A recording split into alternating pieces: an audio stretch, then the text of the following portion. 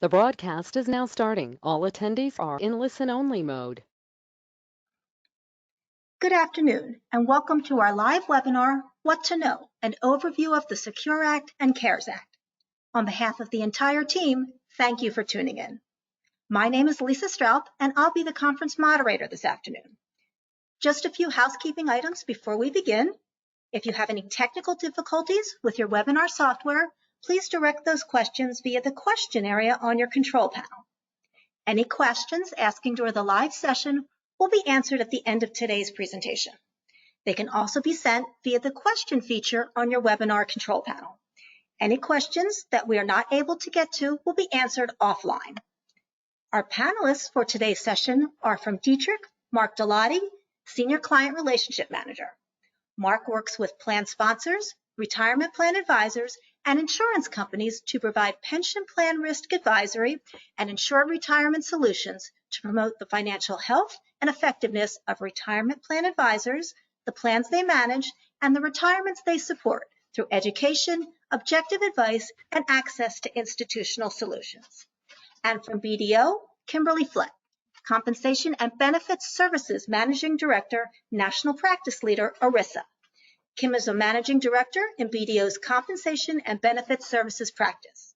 With over 20 years of experience in ERISA, she supervises a team of professionals and is responsible for all aspects of qualified plans, including government and tax compliance, ERISA consulting, technical review, internal quality control, and retirement plan design and administration.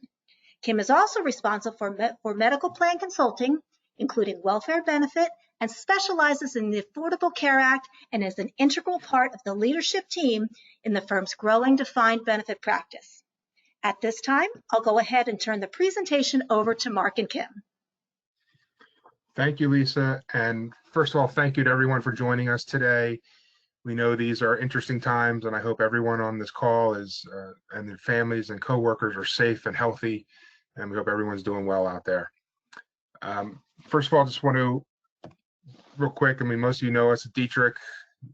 We are one of the premier pension plan risk transfer solution companies out there. We've been doing annuity placements. This is our 40th year, and we're pretty excited about that. And Dietrich is, of course, located outside of Philadelphia, working with pension risk transfer, plan de-risking, guaranteed income solutions, lump sum distributions, K annuity plans, and the fiduciary compliance that goes along with all of that.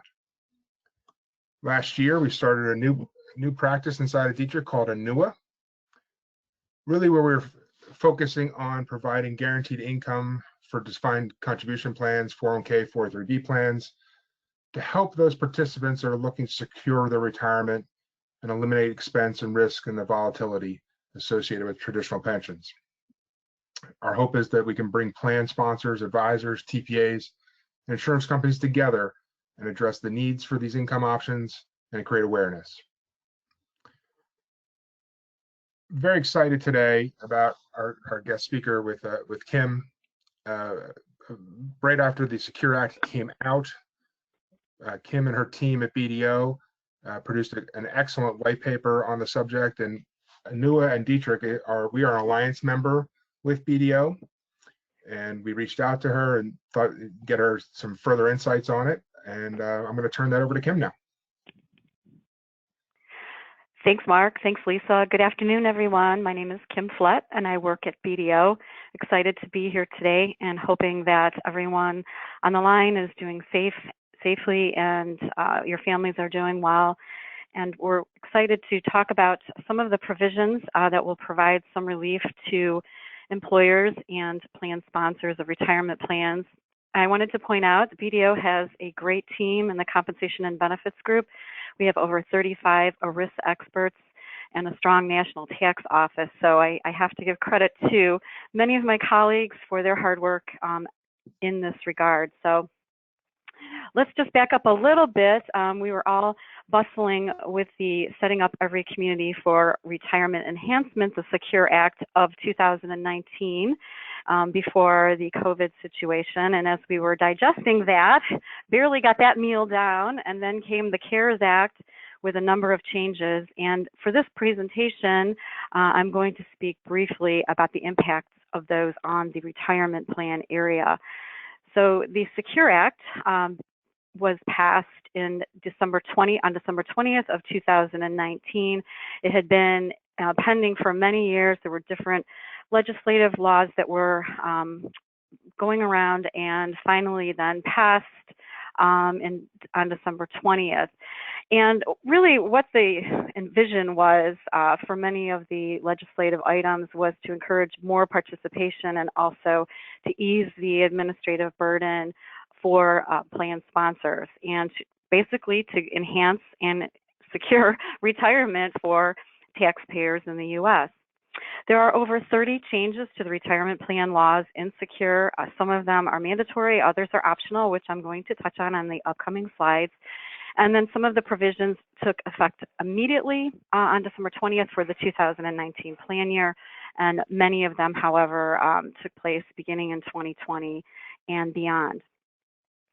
Operational compliance is required as of the effective date listed, which is pretty common with most legislative rulings, but the plan amendments generally will not be required any earlier than the last day of the first plan year beginning in 2022. So there is a little bit of time. The plans may act accordingly. However, more time is given until those amendments are actually updated. And then document writers will need to take their time to put together the legislative items and get that. But essentially, plans can be operating with these provisions now. There are some areas that are still a little bit unclear on the guidance. More guidance is needed, and so many of us have written letters and been part of task forces, in order to get some of the guidance changed and enhanced, but more to come on that.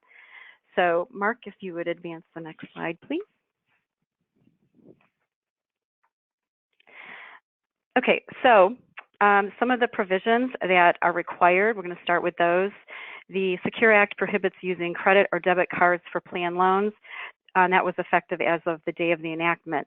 That is not a common feature and not frequently used, but it was giving plan sponsors and participants access to retirement funds too easily. And so this was an effort to curtail the use of debit cards to make it more practical that the funds are held for retirement and not used as a checking account or a savings account, so to speak.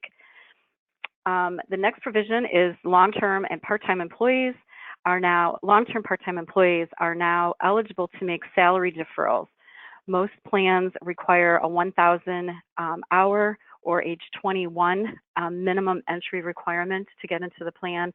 This will allow employees that have been working for at least 3 years with 500 hours or more to become part of the deferral portion of the plan.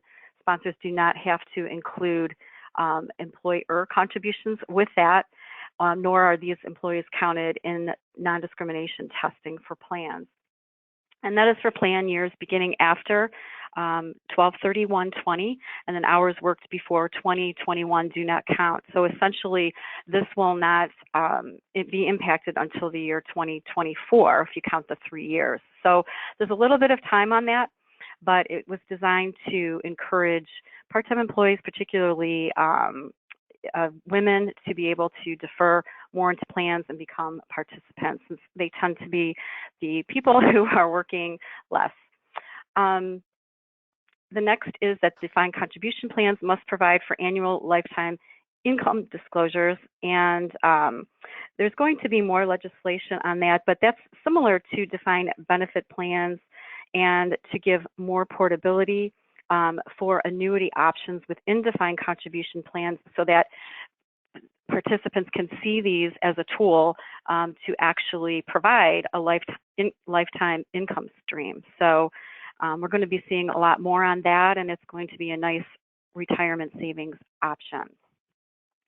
The next requirement that's mandatory is elimination of the stretch beneficiary designations for those certain individuals, particularly younger ones who are beneficiaries of an IRA contribution. They were able to take the distributions out over a lifetime in order to reduce the tax effects.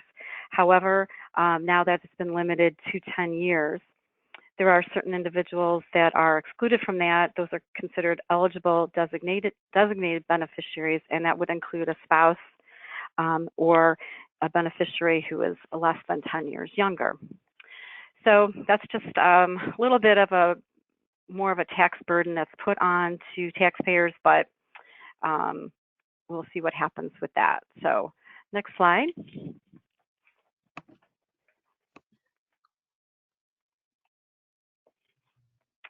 Okay, so these are some optional provisions. Defined contribution plan fiduciaries can use the new ERISA fiduciary safe harbor to reduce uncertainties when offering those annuities that I just mentioned to plan participants. And again, we're waiting for more guidance on that, but that is essentially going to state the various requirements that a plan sponsor will choose when looking for the right investment provider, how they're choosing fees, choosing the different options that are within the plans, and ensuring that the investment advisor is qualified. And I know that Mark's going to be talking a little bit more about that in his upcoming slides. The required minimum distribution age was increased from age 70.5 to age 72 for individuals who turned 70.5 after 12/31/19. So this is going to change the CARES Act, but I want to get this part down at least. So anyone who turned 70.5 in 2019 would still be required to take that first RMD by April 1 of 20, and then the second one by 12/31 of 20. That's still what was still in effect. So now, if the person will need to turn age 72 under this act. And once that's reinstated after CARES, which I'll explain coming up, the age 72 will be the age for RMDs. Also along this line as well, there was a limit to IRA deductions. Once a taxpayer reached age 70.5, they were no longer able to deduct for an IRA, and that has been eliminated under the Secure Act as well. Certain retirement plans have an auto safe harbor, which is called a QACA, another acronym that's common in our field. It's tongue twisters and acronyms. So there's an auto increase that's in those plans, where if a plan sponsor puts in a 100% vested contribution, they are able to avoid non-discrimination testing. Those caps have been changed and can go from 10% up to 15%, which is optional. The next feature is birth or adoption in-service withdrawals up to $5,000. While those amounts would be taxable, they would not be subject to an early distribution penalty. So someone under the age of 59.5 can make a withdrawal and also is eligible to repay it at any time in the future, but the distribution is considered taxable. Okay, Mark, next slide.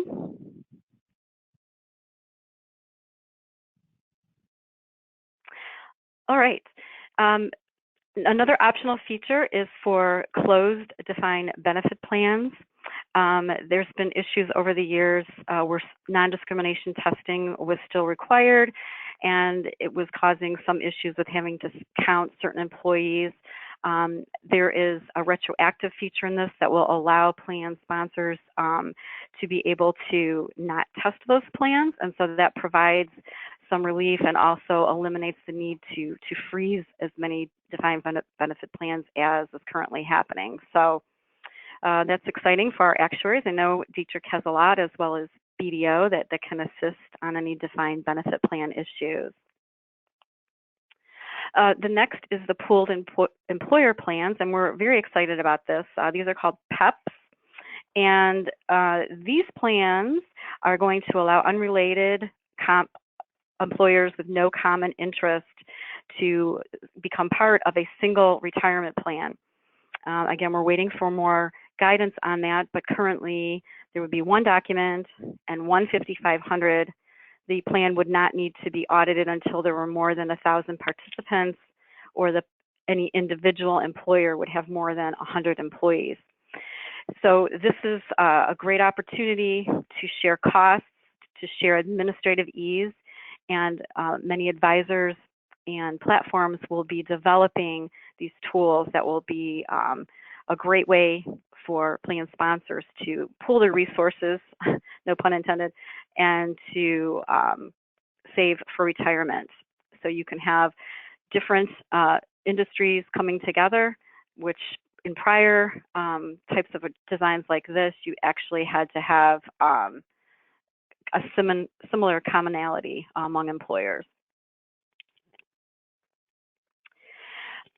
So the group of plans for Form 5500 filings is going to be another feature. Definitely waiting for more guidance, which is supposed to come out by January 1 of 2022. This would be non-PEP, so not necessarily pooled investments, but where different plans can get together with similar trust and file one 5500. So that should simplify the filing, but we just don't have a lot of information on that at the moment. Currently, plan sponsors may elect to adopt a 3% QNEC safe harbor, which is a design as long as it's 30 days before the end of the plan year, and that's common for those safe harbor plans. Again, those types of plans eliminate the need for non-discrimination testing if the employer commits to that 3%, 100% vested amount. Now, employers will be able to adopt the QNEC by the end of the next plan year, as long as it's a 4% QNEC. So this is helpful when the plan sponsor is not sure about earnings and profits, and as well as whether or not they even want to make a contribution. And sometimes for tax planning during the current plan year, sponsors are not always aware of how the cash flow is going to be. And so this just gives them some time to decide after the end of the plan year. And again, these are optional provisions. And concurrent with that, employers can adopt a tax-qualified retirement plan up to the extended due date of their tax return, and that is effective for the plan year 2020. So currently, the only plan that can be opened after the end of the plan year is a SEP plan, the SEP IRA plan, which is by the due date of the tax return. And we get this question quite a bit. However, this will allow sponsors to open up the plans by the due date of their tax return, which would generally be 9/15, including the C Corps, even though they could go until October 15th. For a defined benefit plan, they would want to get that funded by 9/15. So again, this gives more after-year thought to sponsors. The contributions to this type of arrangement would be employer contributions. The 401k portion would only need to be added going forward, so you can't go back retroactively. So this would be a great way to take a tax deduction for the 2020 plan year all the way up until 9/15 of 2021. The in-service direct trustee to trustee transfers of lifetime income investments, again, that goes back to that annuity option that's being added that I mentioned to DC plans.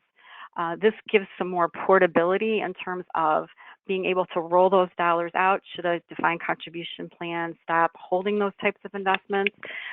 Someone under the age of 59 and a half that's not subject to or eligible for the in-service provisions could actually roll the money out to an IRA, as well as allowing rollovers into the plan.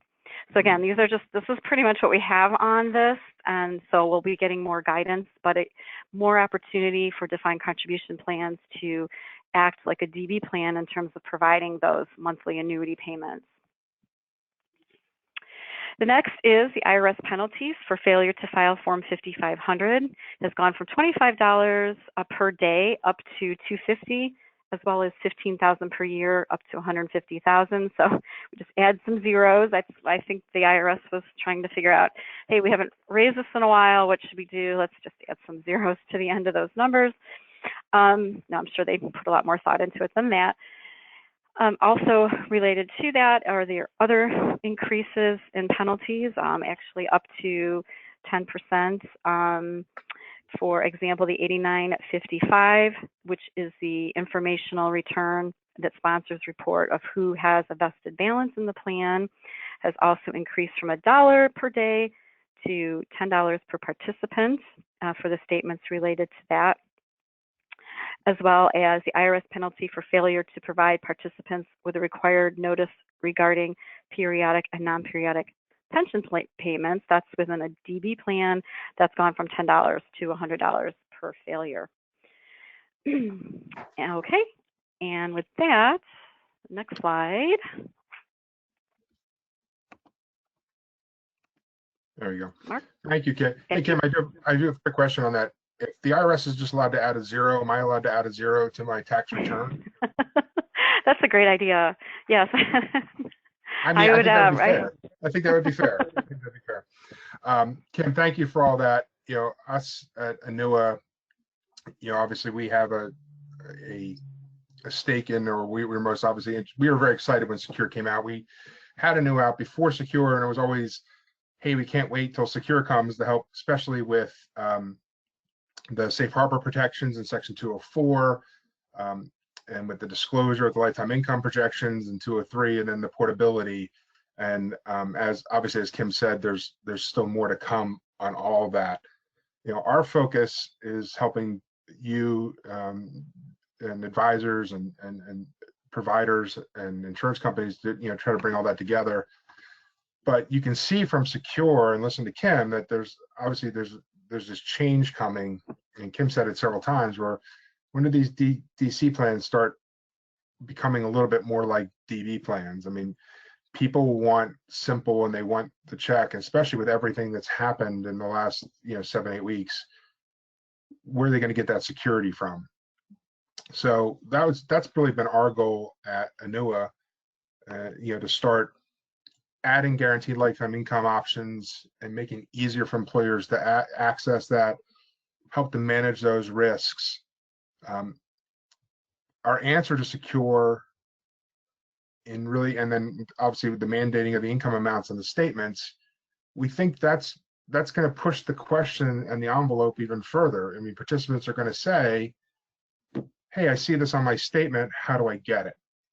And that's where from our website, Annua Direct Quote can help you do that. We can model quotes and request annuities through real-time quoting right through our website. So I'm going to show you that very quickly here before Kim gets into CARES. You can get to Annua Direct Quote, or ADQ, as I'm going to refer to the rest of the way, by going to our website at www.annua.com. And up in the upper left-hand corner is the blue button there, Annua Direct Quote. You would click on that button, and you would use a secure login. If you would like to get that, you can contact your Dietrich rep. We'll be happy to provide it for you, or we'll have some contact information at the end, and we'll be glad to follow up and help you get into the system. But you would log in with your username and password, and then you would start to use ADQ with the quote specifications. You'll need to know a few things like the state of issue, married, joint, survivor issue questions, their age is obviously important. All the things you would normally want to know in an annuity situation. The site will also let you do a few different things. On the screen here, you'll see it's highlighted for a qualified plan with a defined benefit. So you can put in to say, how much would it cost for participant ABC to get $500 a month or $1,000 a month? Or you could click the button next to that with defined contribution and say, Joe has X amount of dollars, how much benefit will that get them? So the site will let you look at that in several different ways. And once you input that information, it'll give you output within seconds. It'll give you the top 3 or 4 providers for that. And again, this is a single premium annuity, and it will start giving you that information. From there, you would be able to work with us toward finding you the best provider and the best quote. The advantages, again, obviously it's instant quotes. I've talked to a lot of advisors over the last year and a half when talking about ADQ. Sometimes just to get a number is very difficult, and it's a lot of times you're putting in something under the web, and then they're like, "Oh, we'll call you back." This would give you immediate access. Also very important, these are not retail annuities. These are our institutional pricing. So basically, what we did in 2 ways before I finish up is we took the 40 years of Dietrich's experience on the PRT side and that fiduciary due diligence that we go through, and we applied it to Annua. And so instead of using a retail annuity, which would be more costly, we're taking those contracts that we have on the PRT side and applying them to this and getting you institutional pricing. Obviously, attached with that, you're able to model and have some flexibility on a lot of different types of retirement account balances, like I showed you, the DC or DB, and then you can customize the integration. So that is how we put all that together. And somebody at again, if you have questions at the end, we'll address those. We can always reach out to your rep for access to that. So as you saw, there's a lot with Secure, and there's a lot going on with the income and the different disclosures, and there's still some more rules to come about. And then all of a sudden, now we have CARES. So I'm going to turn that back to Kim and let her go through some of those different things that have come through with that. I mean, obviously, we're all aware of the checks that have gone out and the PPP, but how do these specifically affect retirement plans? And I'll let Kim go through that with you. Thanks, Mark. Actually, I wanted to ask you a question, what you were just talking about in terms of the annuity options. Are there things that plan sponsors can be doing now as this is all getting finalized in preparation? Yeah, absolutely. We think that we've been in contact with lots of different plan sponsors and other providers, third-party administrators, some service providers, that they want to start getting this information out and that availability out. And so we've been, the process is still, they're still waiting for some of the guidance to come through, but the ADQ is available now. So you can get those numbers and get that information out to the participants whenever you need to. So we've had several groups starting to take advantage of that so they can address those questions now and get ahead of it. Well, very exciting. Definitely a lot to be coming on that. So thank you. All right. And before I jump into the CARES Act, I just wanted to mention a couple of items so I don't forget. The first is the 5,500 filing extension deadline. We were given a little bit of a reprieve, and that is for any 5,500 that falls with a due date between April 1st of 2020 up until July 15th, 2020, has until July 15th to file. There is an automatic extension provided that it's related to the COVID disaster, which for all of us, basically that is anybody who's quarantined or otherwise caring, or first responders. So it's basically everyone. So that extension is helpful, especially for the 6/30/19 year ends, which is probably the second biggest year end after 12/31. So there is that automatic extension, and that includes IRA funding, HSA funding, and retirement plan contributions that are due by April 15th. So there is some reprieve there. And then today, hot off the presses, the EBSA, which is the Employee Benefit Security Administration, a division of the Department of Labor that handles qualified plans, has issued Disaster Relief Notice 2020-01, so it's the first one of the year, which extends the time for plan officials to furnish benefit statements, annual funding notices, and other notices and disclosures required by ERISA, so long as there is a good faith effort to furnish those as soon as administratively possible. So that will be quite helpful to those that are worried about all the deadlines that they have to deal with under the situation. Feel free to get that off the DOL website. That is Notice 2020-01. Okay, so we were just digesting the big lunch for the Secure Act, and then came along the full meal dinner here with the CARES Act. So we're definitely going to stay up all night learning about all this, as many of us were up reading late. So the CARES Act is in response, obviously, to the current situation, and I just want to focus on the retirement plan provisions here.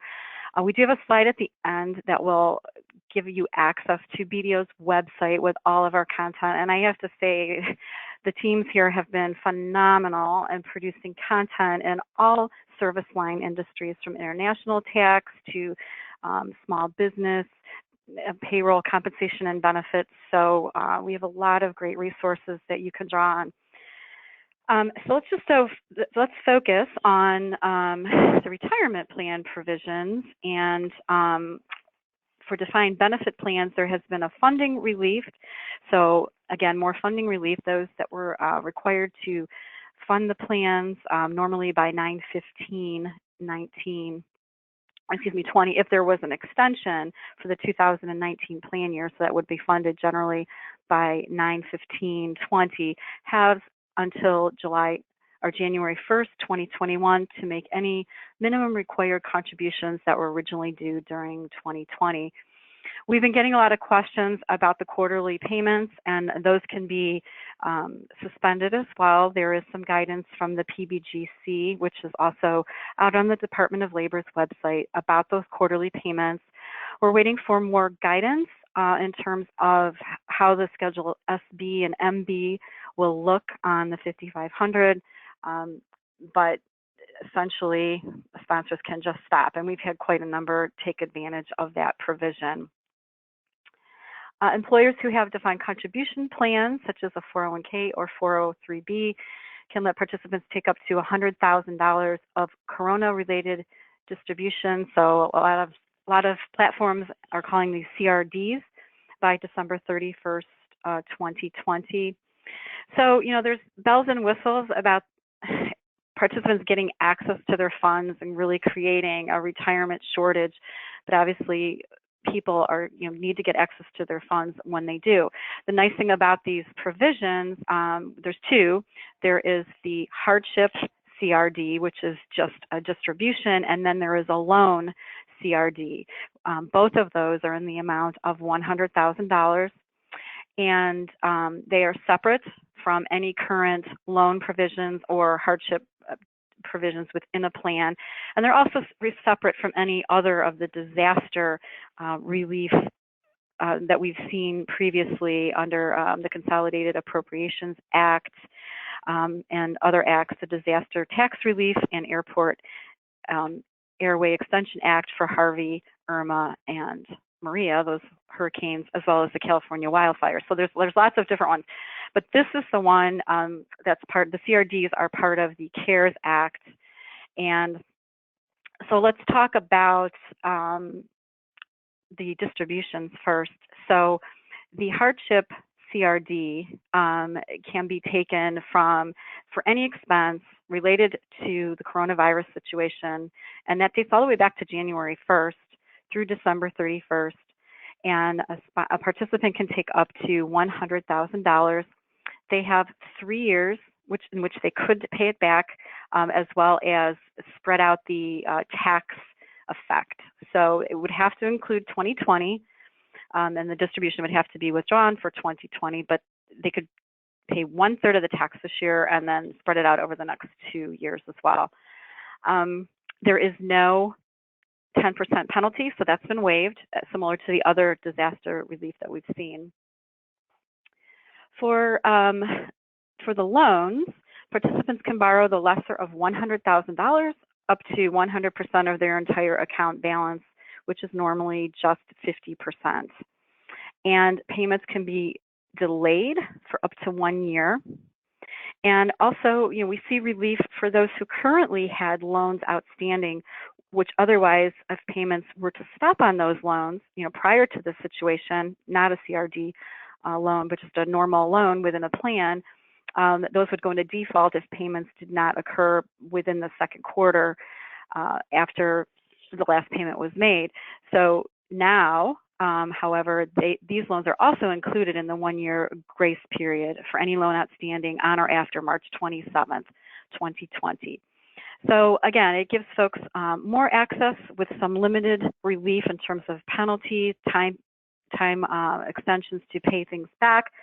However, there's just a lot of bells and whistles in the industry about, is this really effective and letting folks deplete their retirement savings? So it is a large amount, and hopefully most people will not need to do so, but it's there if needed.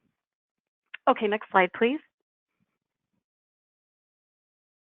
Okay, so here's a little usurping of our prior Secure Act RMD. So the CARES Act waives all 2020 RMDs for defined contribution plans and IRAs. The waiver includes initial payments to those folks that I mentioned. If they turn 70 and a half in 2019, they do not need to take it in 2020, the April 1st, which would be their first payment. The RMD does not apply to defined benefit plan participants, and the charitable contribution rollover going directly from the qualified plan or the IRA to a qualified charity is still available. So that's good to know. Normally, RMDs are not subject to 20% withholding because they are not eligible rollover distributions. However, if someone were to choose to take the RMD this year, they potentially would have that 20% withdrawal, and as well as the amounts would be taxable. Okay, so this, I was glad to see this come back. The CARES Act allows employees to use funds in healthcare flexible savings accounts and HSAs to be applicable to over-the-counter products, including aspirin and as well as feminine products, that was a new feature that was added. However, the limits are still as they are. There is no unlimited or plan sponsor cap on the FSA. That is still subject to regulatory requirements. So hopefully there will be a change in that in the future as well. And then there's been some reprieve in the group health plans. They are required to cover any diagnostic testing without any cost sharing on part of the plan participants related to COVID-19, and that is an attempt to provide relief for those that need it. And again, qualifying preventative services related to COVID-19 are required to be paid by the group health plans and insurers with no cost sharing to participants. Something else positive that came out of the situation, which we've been reading about, is the telehealth options. Prior to COVID, there was a lot of red tape about those services getting up and running, but obviously healthcare providers have needed to do that. And so in addition, the employers that have an HSA, which accompanies a high deductible health plan, the HSA payments can provide coverage for those telehealth services and not part of that meeting that current high deductible within an HSA. And then from March 27th until December 31st of this year, employers can contribute $52.50 towards an employee's student loan, tax-free. And so that is to provide some relief for those amounts that previously had been taxable. The limit applies in the aggregate both to the new student loan payment benefits and as well as tuition, books, etc. These days it's probably computers and headsets and MiFis and everything else needed to work remotely. And I think this is a duplicate that we did not delete. So with that, I am going to hand it back over to Mark. Thank you. Thanks, Kim. And we're going to go right back to you in a second here, but I just wanted to thank you again for all this. And one of the big things we talk about at Dietrich and Annua is that we work with sponsors, insurance companies, and advisors. And I think if anything we've learned in the last 7-8 weeks is that you really need to make sure you partner with people that are there going to help you and enhance your business. And I think, from listening to Kim and all, the expertise and all that, it's very important. And you can use Dietrich and Annua for that as well, especially with some of the things with Secure and Kim's group for some assistance and finding those solutions that work for the plan and for those participants. Kim, I know you have this, you want to talk about the BDO's Crisis Center? Yes. So if folks would like to read all of the great content BDO has, this is the link here, and you can Google it as well. But we have a complete resource center that lists all of our webinars, tax alerts, BDO insights, BDO knowledge, guidance and action items, as well as global, national, and local tax tools. And I have to say, I've been in public accounting for 30 years, and I was just so impressed and blown away. I mean, I'm not even just saying that because I work here, but the teams really came together, and it's amazing how many champions we have. So there's much more to the CARES, obviously, with the PPP loans. and the payroll tax credits and the loan forgiveness. And we are really working night and day getting into the nitty gritty. So if we can help you, there's an expert here that can get an answer and solution to your client's needs or to your business. Kim, what we'll do is we're going to send a replay of this out to everyone that attended, and we'll see if we can get that link to that sent out with that email as well. So please look for that. Great. I think beyond that, I think we're ready to go to questions. So I'll turn it back to Lisa. Thank you, Kim and Mark. And yes, we do have a few questions from the audience. So let me start with the first one, which is, what are the deadlines for implementing Secure Act requirement for putting income disclosure on statements? Mark, did you want to take that one, or I can? Why don't you start, and then I'll chime in, I think. Okay. Yeah, and actually, I do have that on a slide, and that's where we talk about that we're waiting to get more guidance from the DOL on that. So stay tuned, but we don't have that answer at the moment. Yeah, I don't know if there's so much of a deadline, but I do know that there are certain providers that have been putting that kind of information out for a long time. The question really becomes also, what is that information? A lot of times when they do that, they're just taking a simple, at a 4 or 5% withdrawal rate. They're not really based on actual what's out there in the marketplace. So I think that is also still a matter for debate of what are the numbers going to be? Are they going to be real numbers, or are they going to be just standard withdrawal rates? So that's also part of the guidance that we're waiting on. But that's the one of the things we're working on with ADQ is that we can get real-time information out to people for that for those statements as well. So okay, great. More to come. Thank you. And one of our next questions is, what are the key takeaway points for the CARES Act? Well, from this presentation, definitely that there's been some relief provided for folks who really need to get access to their retirement, avoiding some tax penalties, but then also knowing that it's more of a borrowing tool and I would caution that any borrowing from the plan really should be made under the presumption that it will be paid back. So having access to funds is part of that, as well as freeing up more over-the-counter in terms of FSAs, flexible spending accounts as part of a cafeteria plan, the RMD waiver, but still then having an option for that charitable rollover is important to know. And the student loan repayments as an employer-provided benefits, as well as some of the cost sharing that healthcare providers are supposed to provide plan participants under the COVID-19 treatments. Yeah, I think from our perspective too, what we've had talks about is the election, that they can use the prior year targeting percentage for their funding as well. That has come up. It really will depend. That might help if they're able to use that, depending on where their actual funding is at. If they're above the certain levels where they can actually make certain distributions, if they want to do some carve outs or things for retirees, things like that. That was a pretty key takeaway we saw on the DB side. Yes, that funding, that's important too, the DB funding relief. Absolutely. Great, thank you. And we do have some additional questions. And the next one is 2020 RMD from DC plans. Does this include 403B plans? This person has a 403B plan that says this does not apply. So they're saying that the 403B doesn't apply? I think that's the question. Oh, no, it does. It just doesn't apply to defined benefit plans. But 403Bs, IRAs, 401Ks, those folks can take a reprieve on the RMD requirements for 2020. And to keep it simple, it's the ones that are due to be paid in 2020.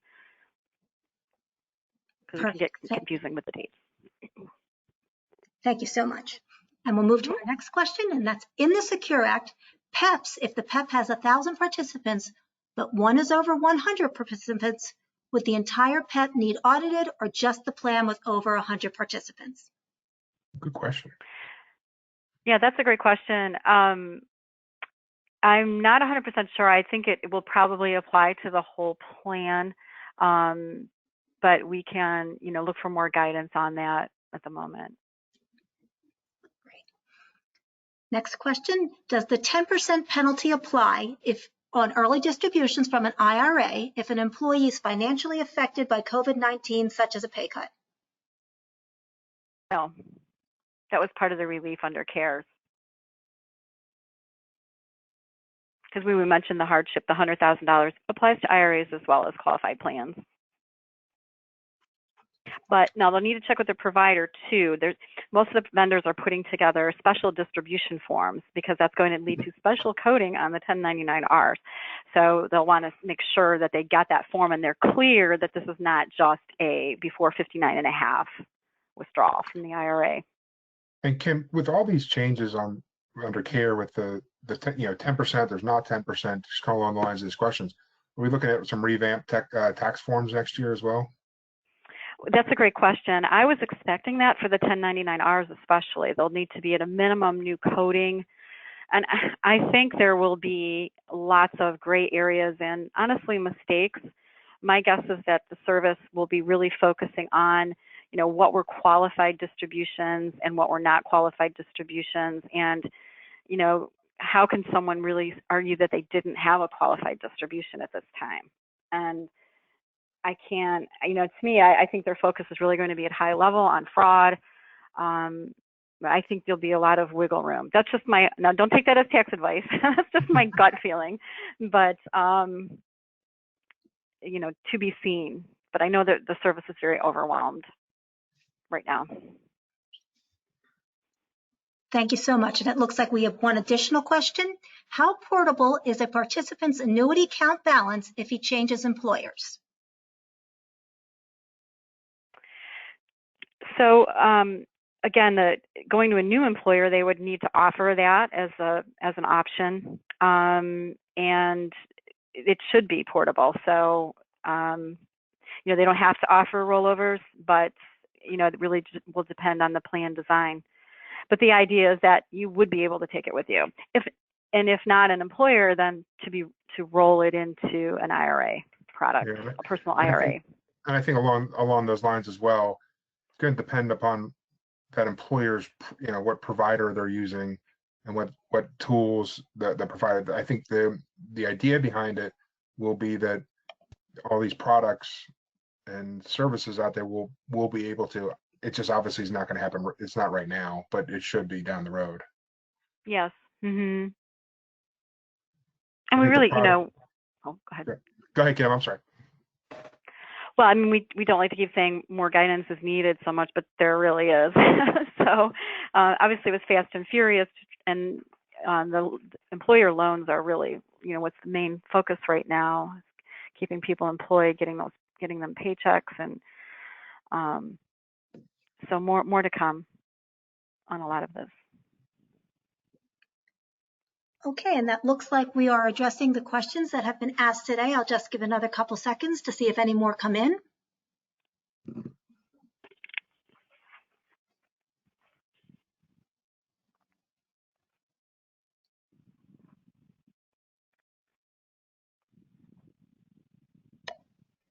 Okay, I think we are moving towards our completion here. So at this point, that'll wrap up our presentation for today. As a reminder, any questions that we did not get to will be addressed offline. Thank you, Kim and Mark, for a great presentation. A replay of today's session will be sent to all attendees via a follow-up email. Please keep an eye out for future webinar invitations. On behalf of the panelists and organizers, thank you for tuning in and have a great afternoon. Thanks, everyone. Thank you.